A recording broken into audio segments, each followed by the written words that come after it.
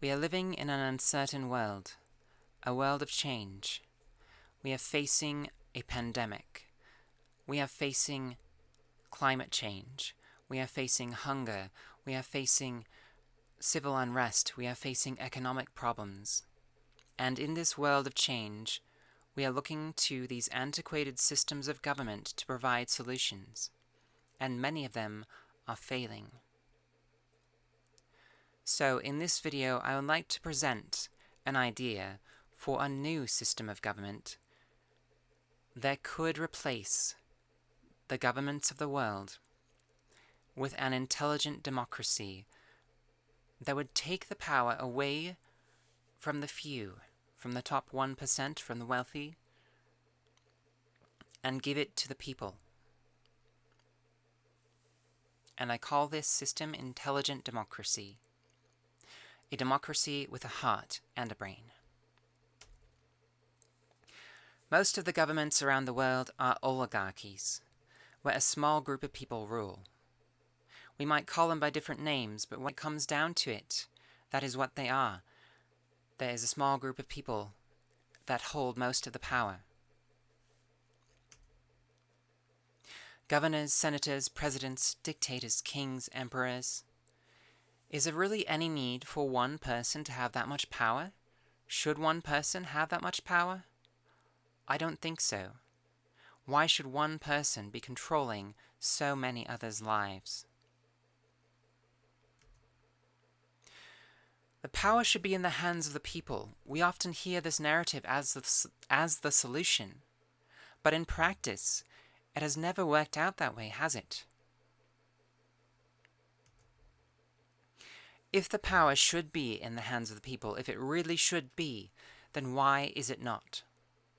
Why do we have a group of elites, a group of wealthy, these small groups with controlling interests? Why do they govern? Why do they have the power? We see democracy as the answer. But there are so many forms of democracy. The most direct form of democracy is a direct democracy, where people directly vote on all of the issues, and each person has equal say. So it doesn't matter how wealthy you are or how poor you are, your vote counts the same. There's representative democracy, where people vote on representatives, and then the representatives vote on the issues for them. So this is kind of nice because the people don't have to know all the different issues, and the representatives, they can be the educated ones and can vote for the people. But in this case, what do you have happening? You have a small group of people then controlling all the issues and controlling the government and in the long run, controlling the people. There's a weighted democracy, where the votes are counted differently based off predetermined criteria. So not everyone's vote counts the same. Some people's votes count a lot more because of their position of power that they are in, or because of some particular group they belong to, or because of some particular knowledge they have. So democracies can be weighted in a lot of different ways, even depending on where you live. So what kind of democracy is the United States, and why do we care about the United States? Well, the United States is often looked at as a pattern of democracy, and many current democracies in the world have changed and altered the governments based off of the ideals of democracy established by the United States and their founding fathers. Well, what kind of democracy is the United States? Well, a lot of people say the United States is not a democracy, it is a democratic republic. It is true that it is a democratic republic, but a democratic republic is actually a form of democracy. It is a combination of all the three forms we've discussed. It is partially direct democracy, because voters do vote directly on issues through propositions on their ballots. It is also a form of representative democracy. Voters vote on representatives, senators, governors, and presidents. and then those representatives vote on the issues for them. It is also a weighted democracy. There are various ways it is weighted, but mostly it is weighted through, number one, because we have these representatives, and their votes count more than the common people's votes. It is also weighted through the Electoral College and through gerrymandering, which makes it so if you live in states like Nevada or Pennsylvania or Florida, or these states that sometimes swap back and forth between Democratic and Republican, your vote actually matters an awful lot more than it would in a state like Idaho that always votes Republican. So, just by virtue of where you live, the votes are weighted, and not everyone's vote counts the same.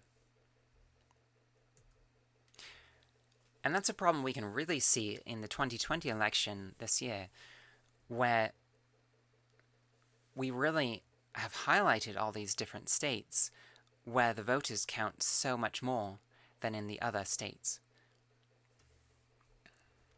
Because in the representative democracy of the United States of America, they do not deal with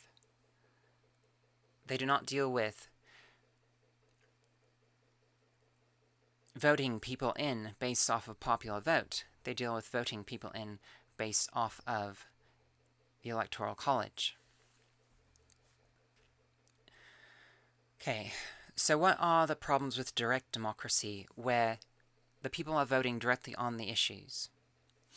Every form of democracy has its problems, so let's go through these problems. The problems with direct democracy are counting everyone's votes can be quite complex, and we can really see this in the 2020 election and in the 2000 election, where when we are dealing with mechanical systems that are counting ballots, that are counting these printed out ballots, or in the 2000 election, they had ballots with hanging chads, where we actually had these punch cards where you had to poke holes in the ballots. And those mechanical systems were prone to failure, and when you have so many different ballots being counted, and every state has different ways of counting ballots, it can be a complicated mess. Now, historically, when we didn't have these counting machines, when everything had to be counted by hand, direct democracy even becomes way more complex, because how can everyone vote on the issues when there are so many issues and so many people? You'd just be spending all of your time counting ballots. Now, in today's world, this should not be a problem because we have the technology to count ballots quickly, to count them effectively over the internet, through online voting. But people generally see that as risky, so they don't do it. And there's this idea that paper is somehow more secure. Well, having worked in IT for a long time, I know that that's not the case. There's so many more errors that people make than there are errors that computers make. Computers really only make the errors that we program them to make, or errors due to hardware failure.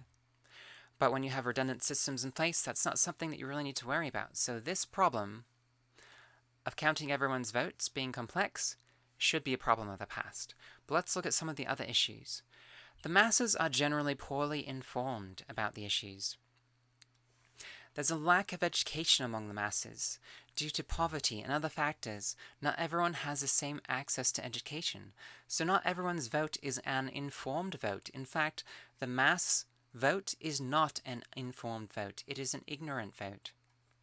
So a lot of different groups that have tried to implement direct democracy, their direct democracy has ended up making very poor decisions because the masses are not educated well. There's this lack of interest. Not everyone has a vested interest in politics.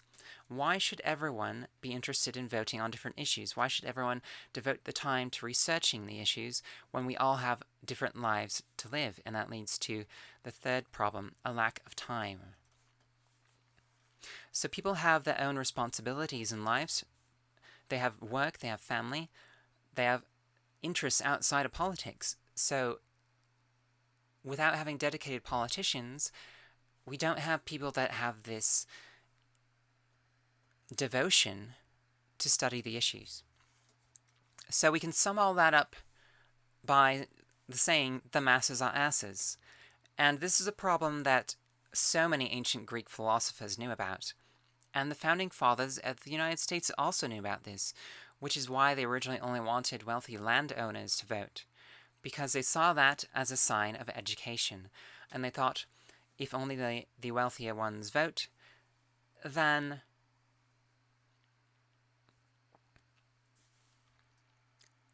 the choice would be an educated choice. The vote would be an educated vote. Well, wealth doesn't always equate to education. There is some correlation there, but they are simply not directly related in a one-to-one situation. So what are the problems with representative democracy? This is the most common form of democracy out there. Representatives are easily corrupted by private and corporate interests, and we see this all over the United States from its founding. All the different trusts, the oil trust, back in the day, had a lot of direct control in government, and now we're seeing all sorts of lobbying going around, and just so many different private interests that are seeking to control the government.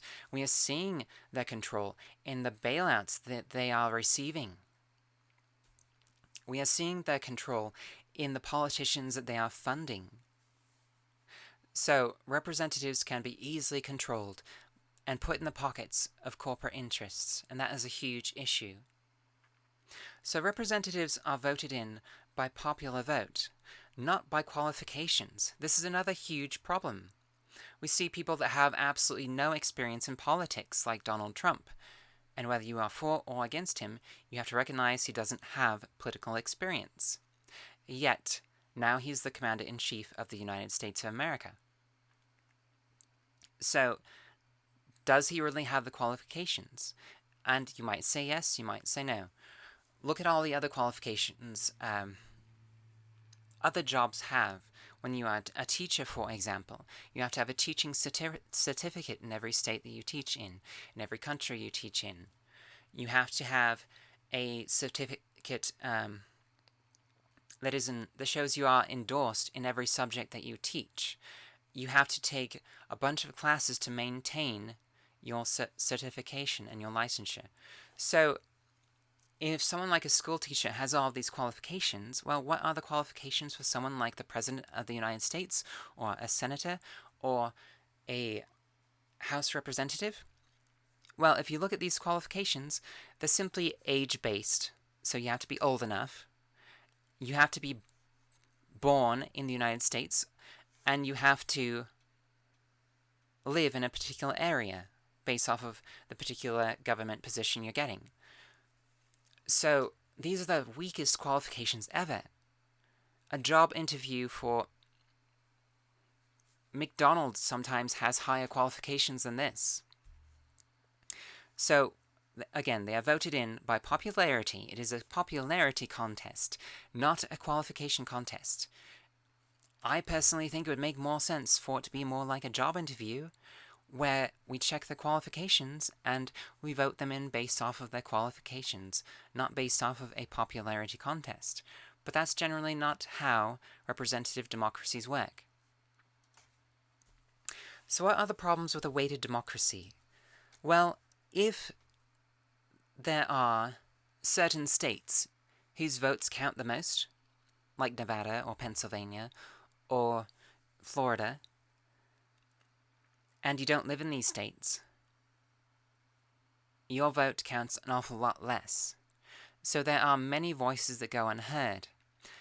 For example, in this last election in the United States, if you lived in Idaho and you voted Democratic, you voted for the Democratic Party, your vote is almost always completely useless. It goes unheard. Those Idaho Democrats go unheard. So, weighting often carries with it an inherent bias against the poor and minority groups, and often leans in favor of the wealthy, and we see this time and time again in weighted democratic systems. So democratic republics are the current standard for what a democracy should be like. but they have so many major issues. Millions of voices go unheard. Corporate powers, private interests, and the wealthy have control. Representatives are often poorly informed and poorly qualified. I mean, we see this with representatives around the world that don't even believe in climate change, especially in the United States of America. We see people denying the dangers of the current pandemic, which is just not acceptable. We need representatives that are informed if we have representatives at all. So people are polarized into political parties. This is a huge issue in the United States right now, where we see Democrats and Republicans engage in so many protests where they are so directly set against each other. We have people unfriending people because they belong to certain political parties. We have people not talking to family members anymore because they belong to a different political party. We have riots in the streets because of these political divisions. And that is causing problems. That is causing real problems. Another issue, there is no transparency in voting, and it is difficult, if not impossible, to know the mind of the people on complex issues. So what do I mean there's no transparency in voting? What I mean by this is there is no standardized way of polling the people on different issues to see what people actually believe in real time. You can't see, okay, most of the people think that there's something wrong with abortion being legal, or, oh, most of the people don't think there's something wrong with abortion being legal. Or most people think, perhaps, that abortion should be legal, but only in certain cases where it endangers the life of the mother and when it's not being used as birth control. So, there are all these different opinions you can have on issues like abortion, but how do we actually see what the masses believe in? There's not really a good way of seeing that other than seeing which bills get passed or which propositions get passed. But those propositions and bills are often so one-sided, they are often so polarized, that they don't really tell us what the people actually think. Plato said, mankind will never see an end of trouble until lovers of wisdom come to hold political power, or the holders of power become lovers of wisdom. Let me repeat this. Mankind will never see an end of trouble until lovers of wisdom come to hold political power, or the holders of power become lovers of wisdom. This is exactly what this plan that I have formulated aims to do. It aims to put the power in the hands of those that have the wisdom, and to put the wisdom in the hands of the people, and at the same time give the power back to the people and away from these oligarchical governments that we currently have. So how do we balance ignorance and elitism? If the voice of the majority rules alone, then so does the ignorance of the masses. If the voice of the elite rules alone, then the plight of the masses goes unheard. So how do we balance the two?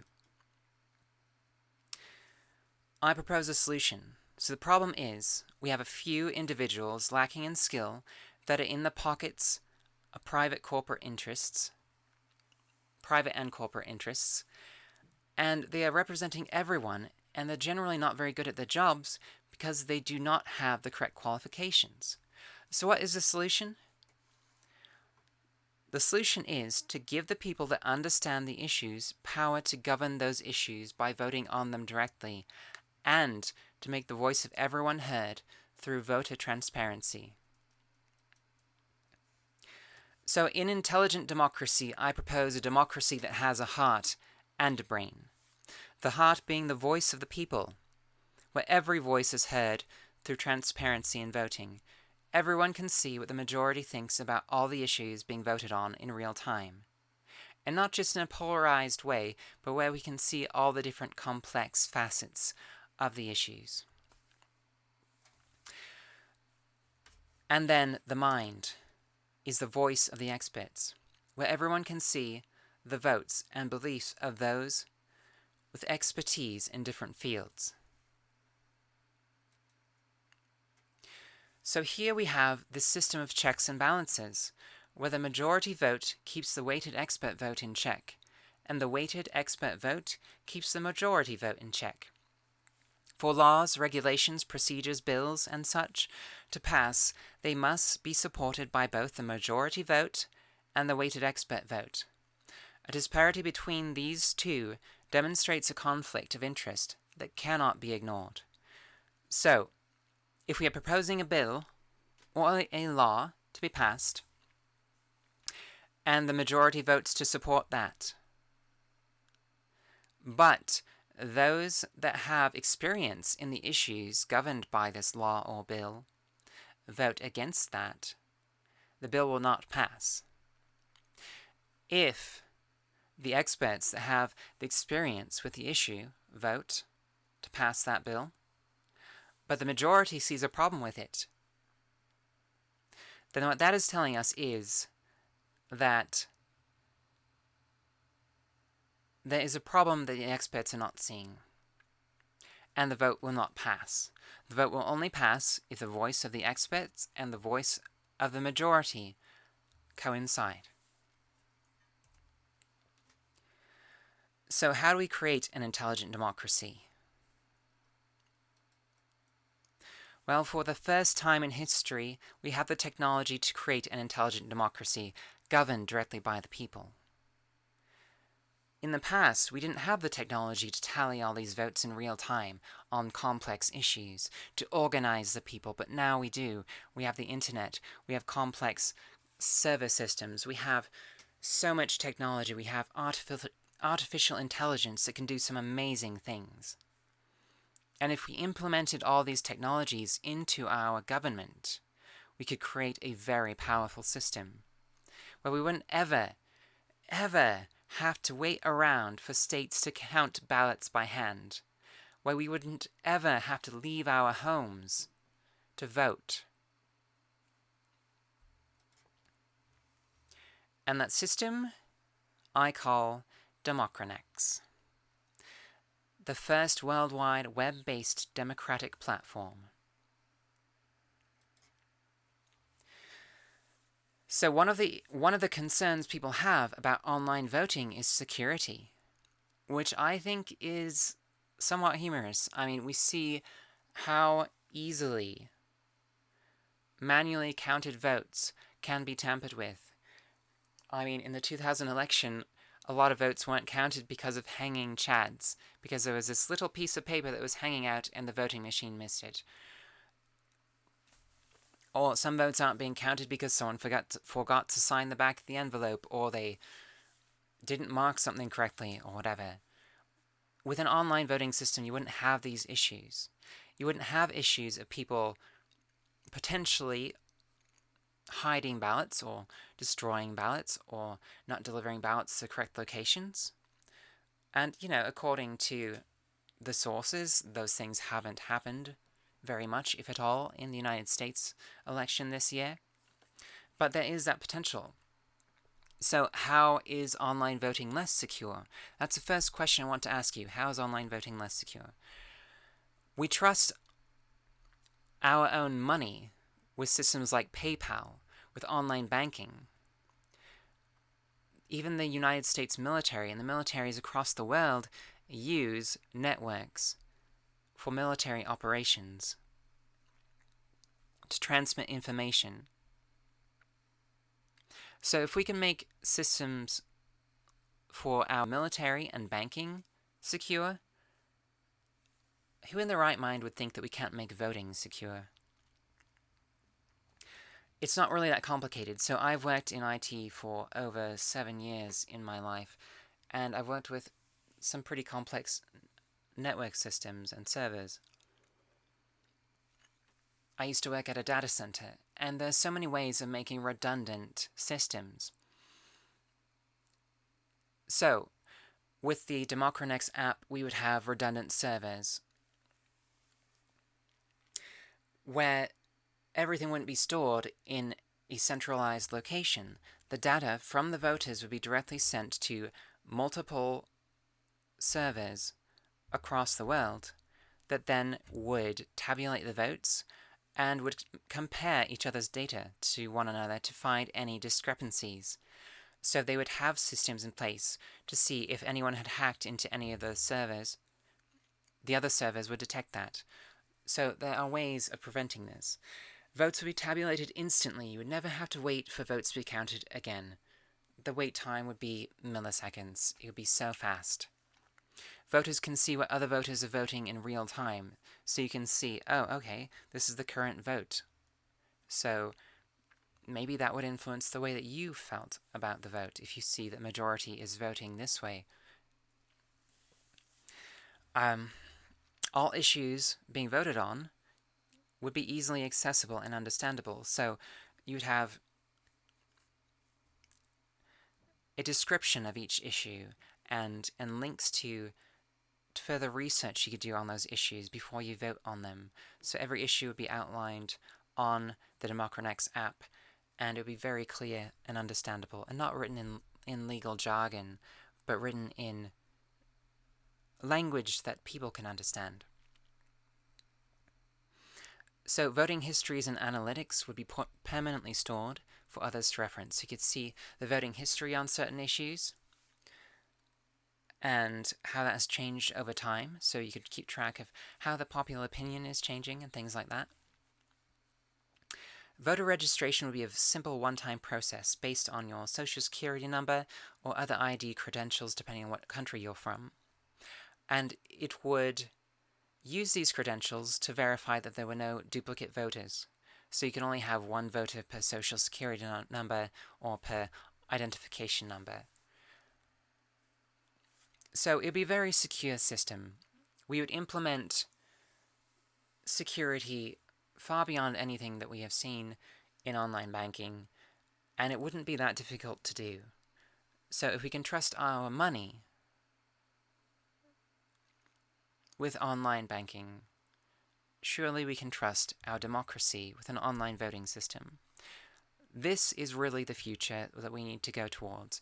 If we don't go towards an online system, we will have continued elections like this one, where people are constantly criticizing the process and constantly waiting on votes and constantly questioning whether or not it was secure. With a redundant system, we will know it's secure, and if any tampering is done, it will be automatically reported. And voters can log in and make sure that their vote was counted correctly, because it will all be recorded in the system and they will be able to see. So there will be no flipping of votes, because they will be able to see and double check that their vote was counted correctly. So every voter is going to have a qualification portfolio. Every voter can fill out a qualification portfolio, and it's similar to filling out a job application or a resume or a CV. So you include your work experience, your formal education, any degrees or certifications, licenses, skills, and demographic information. So voter qualifications will be verified by Democranex employees. So it will be a company that has employees. They will also be verified through AI. We have AI that is advanced enough to do different background checks, to check in to make sure these qualifications really are authentic. And the AI can flag anything suspicious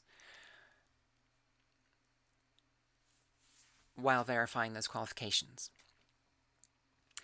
Okay, there will also be standardized testing results that will help solidify and demonstrate someone's qualifications. So standardized tests on relevant categories will be available and in continuous development to ensure equal access to all, regardless of income. Online courses will also be available to educate the masses in these categories. So people can take a simple test on a subject to show that they have experience and knowledge in that subject.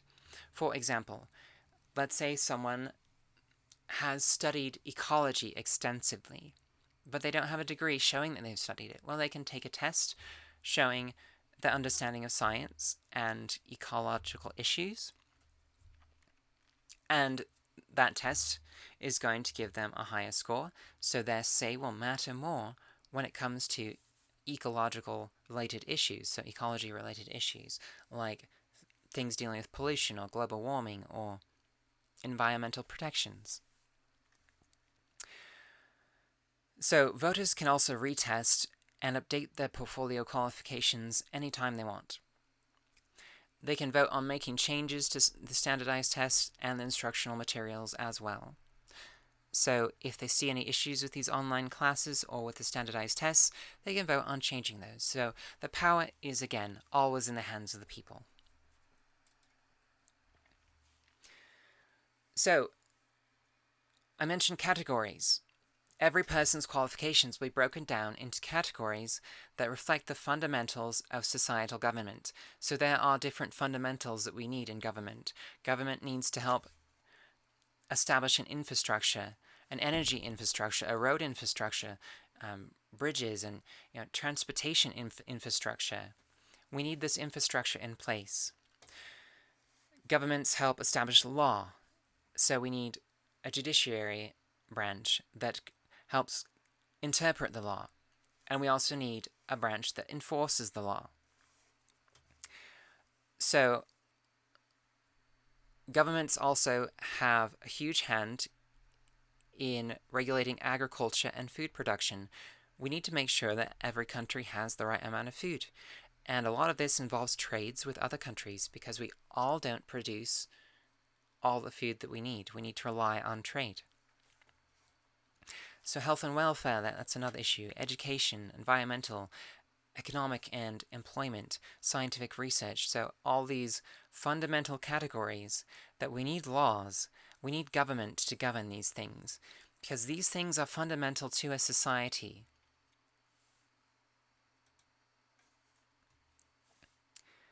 So this is just a comparison of the different government branches based on the fundamentals, comparing them to the departments that the United States currently has.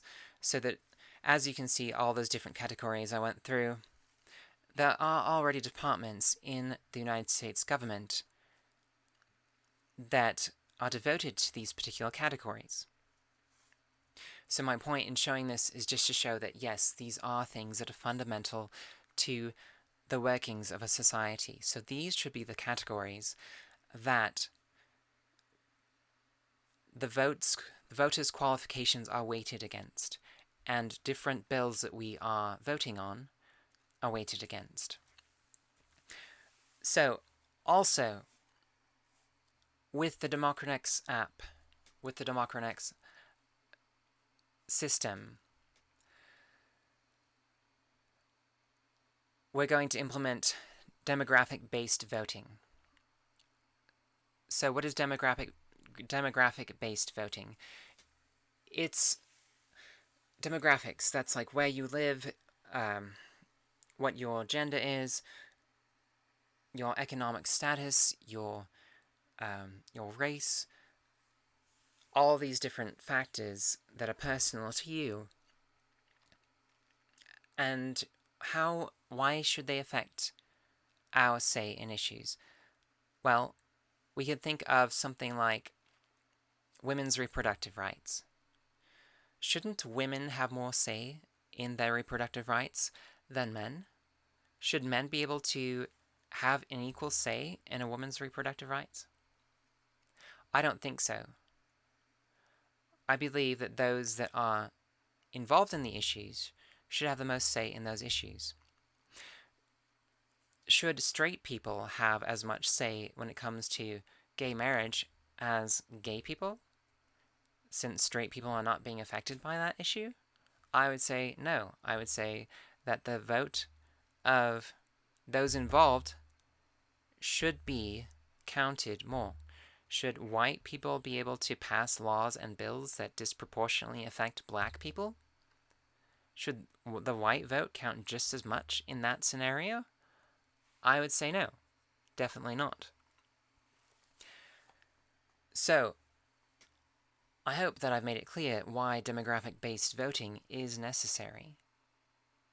Should the wealthy be able to pass votes that regulate the homeless or the poor? So these are things that we need to consider. And those votes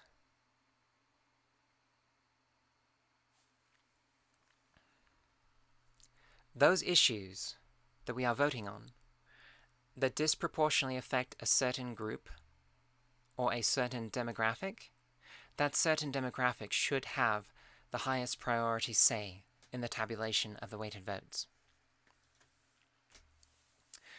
So demographics include things like age, gender, sex, race, income, nationality, where one lives, marital and parental status, sexual orientation, disability status, languages spoken, and such. So there are a lot of different demographics and demographic information that we can look at. These are just a few.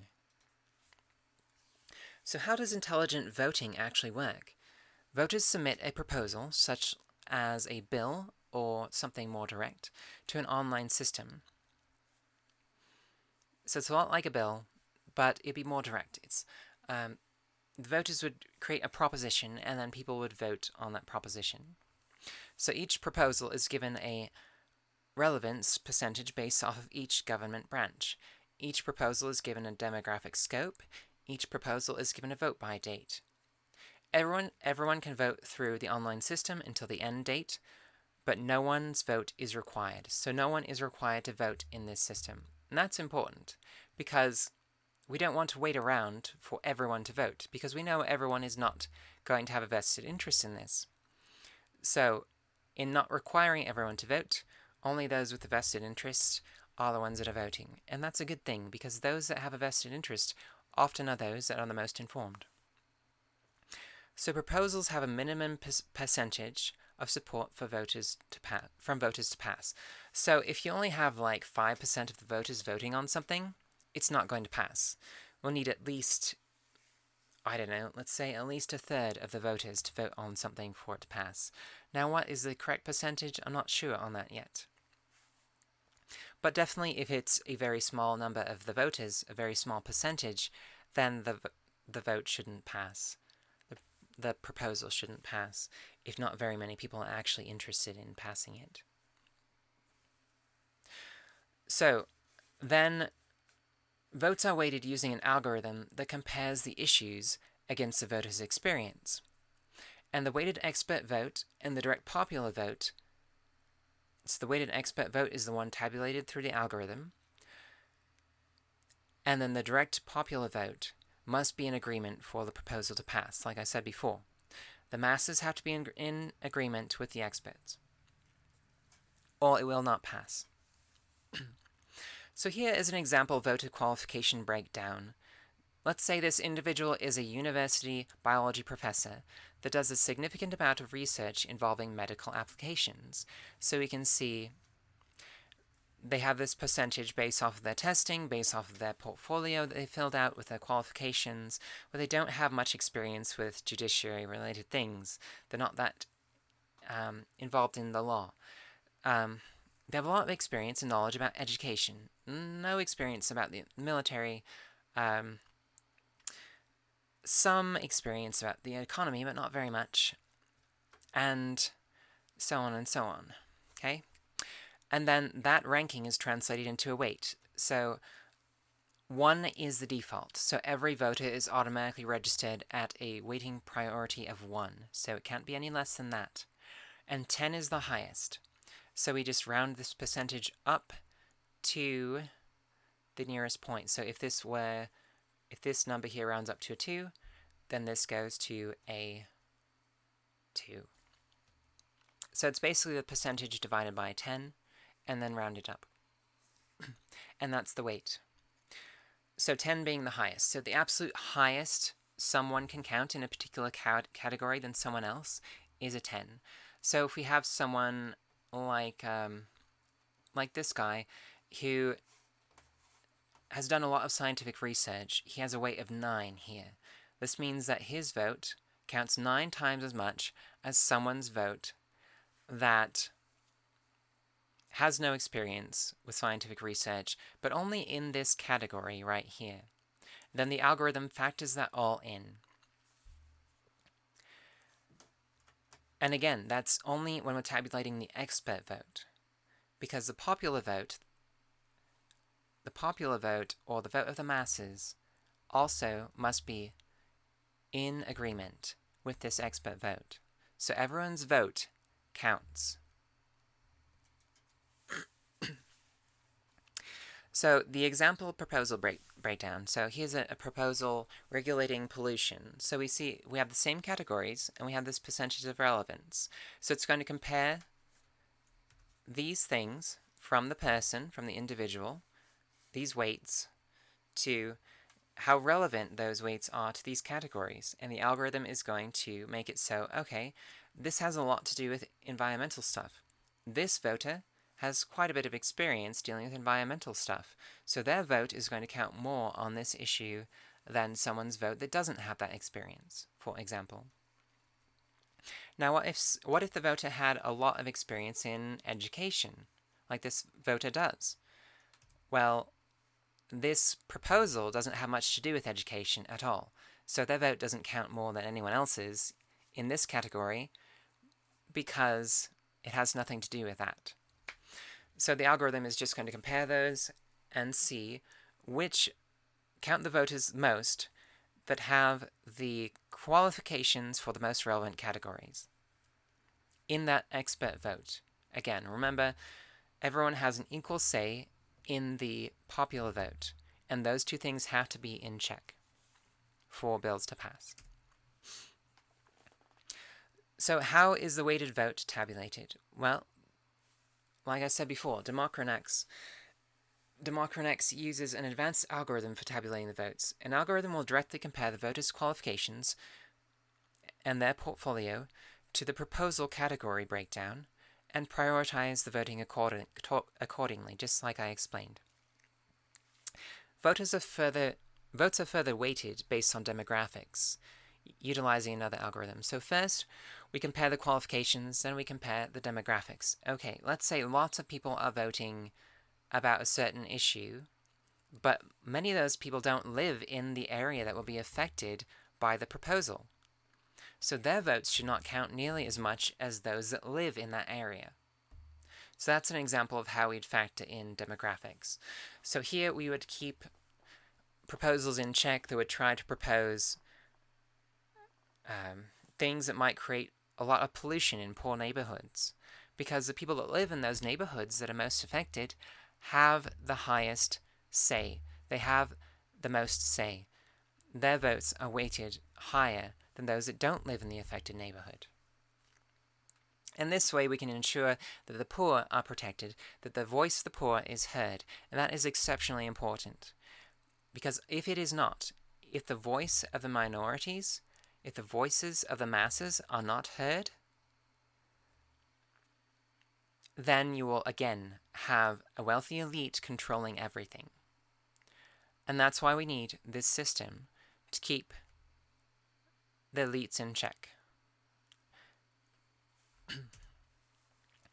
So how is the popular vote tabulated? Well, that's simple. It just directly is counted. It's counted directly. There's no weighting done. It's just like the popular vote is counted nowadays, except through an advanced online system where the results are almost instantaneous. No weighting necessary. So every person has an equal say in the popular vote.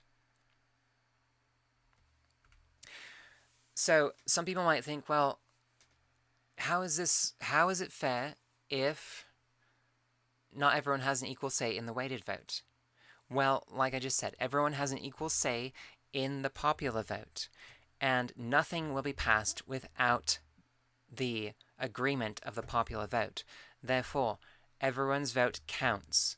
Everyone's vote counts a great deal more than it does in a representative democracy.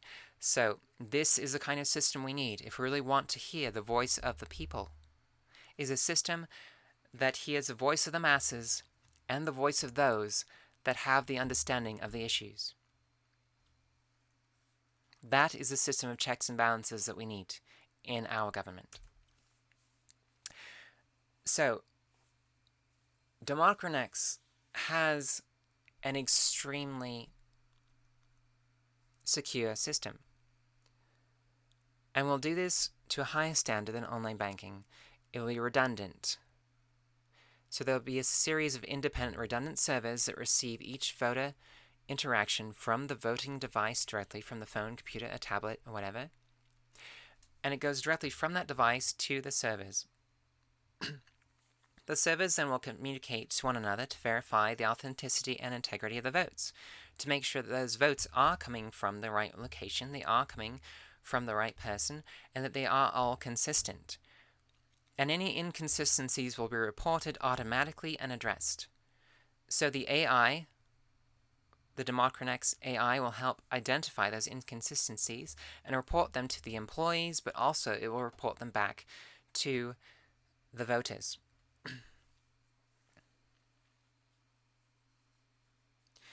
Now, voters, like I said before, they can log on to the system and always double check to make sure their votes have been recorded correctly.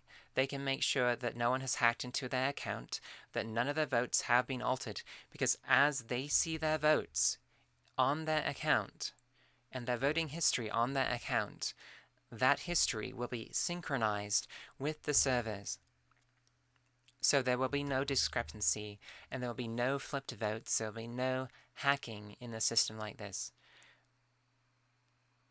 It is not that difficult to make a secure voting system. I just want to emphasize this. I know this is one of the largest fears out there, but we can make a system secure. We can make a system to ensure that every person's vote is counted, that no vote is counted more than once, and we'll no longer have to deal with waiting for counts. We'll no longer have to deal with wondering, has anyone interfered with this voting process? Because the voters will make sure that the votes are counted correctly. The AI will make sure the votes are counted correctly. The employees of the Democranex system will make sure the votes are counted correctly. So we will have the system of checks to make sure that everything is secure. There's one problem with Democranex, and that's that it doesn't exist yet. Right now, it's just an idea that I believe could and would change the world, would replace these defunct, broken governments across the world with something better, something that would put the power directly in the hands of the people and give the people knowledge and make it so those that have the knowledge have the most say. So not only is this a voting system that would make it so we would know the mind of the people, it is a voting system that would make it so the people know the issues. It would be a system to educate the masses. So the masses would no longer be asses. The masses would be participants in government. They would be the representatives.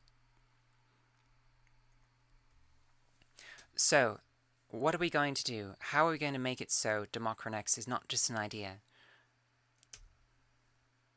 Well, we need to build it together. Now, I have some IT experience, but I cannot do this alone. I cannot create such an advanced system alone.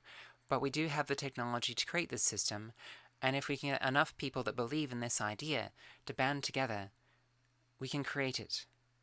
And we will no longer see issues like the 2020 election, where people are constantly questioning were things counted correctly. We will no longer have to wait for counts and recounts. We will no longer have to vote for individuals based off of their popularity and hope that they will do a good job at governing our lives. No longer will the minority, will the top 1%, will these wealthy elites be governing. Instead, the people, the common people, will become educated and will have the knowledge to govern themselves. So, help me build this. Help me build Democranex. How can we make Democranex a reality? We need to first start by sharing the idea, by building an online platform. We need to actually build the system. I have some programming skills, but I don't have the skills required to make this system alone. This is something we need some brilliant minds to help us create. And then once the system is created and the ideas are spread and refined, we can start with voluntary registration and establish a polling system. The first thing Democranex needs to do is make the voice of the people heard. Because if we know the voice of the people on the issues, if the voice of the people is heard, then that alone, knowing the voice of the people, will give people power. It will give us power to show the wealthy elites, hey, this is not what we want. What you are doing in our government and in our governments around the world is not what the masses want. And that disparity will inspire others to join the cause.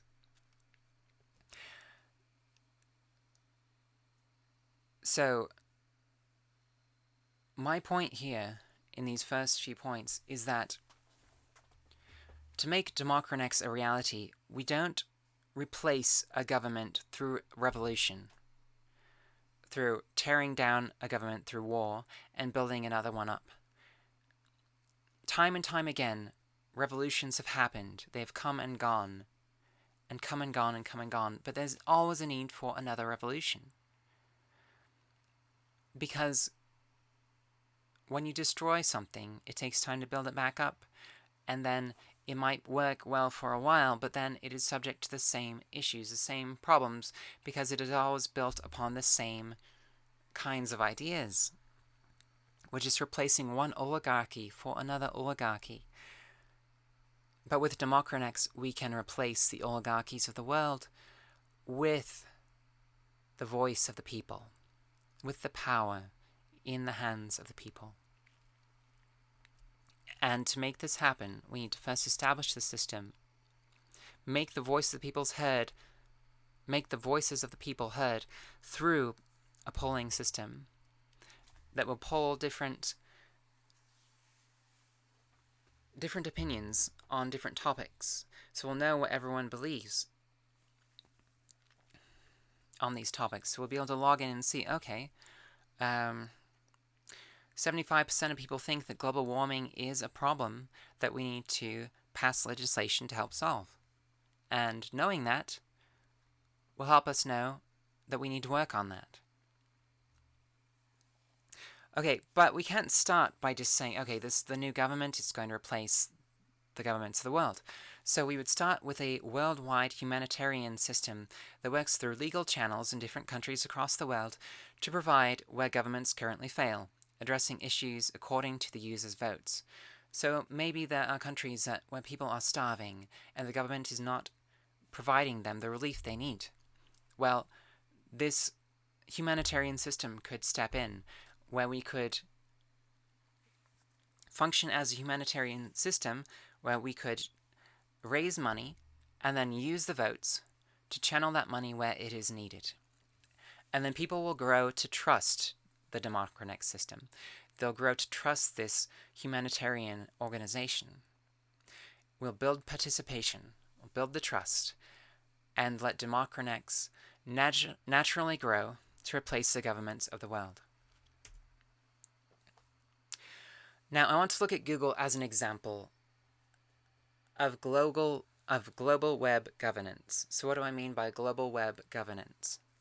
Well, before Google, the internet was governed by so many different search engines. You had Yahoo, AltaVista, WebCrawler, Lycos, Excite, InfoSeek, and if you are as old as me, you remember all these and more. There were so many, and people actually used different search engines. Do people still use Yahoo and Bing and things like that nowadays? Yes, they do. But Google has been so standardized, it's so widespread, that the term searching for something on the internet has been replaced by the term Googling.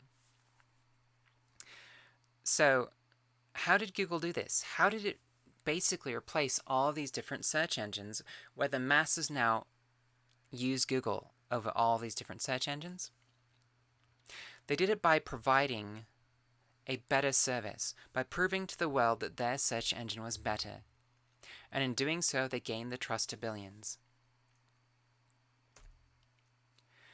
So that's exactly what I'm saying we need to do with Democranex. We need to replace the governments of the world, just like Google did.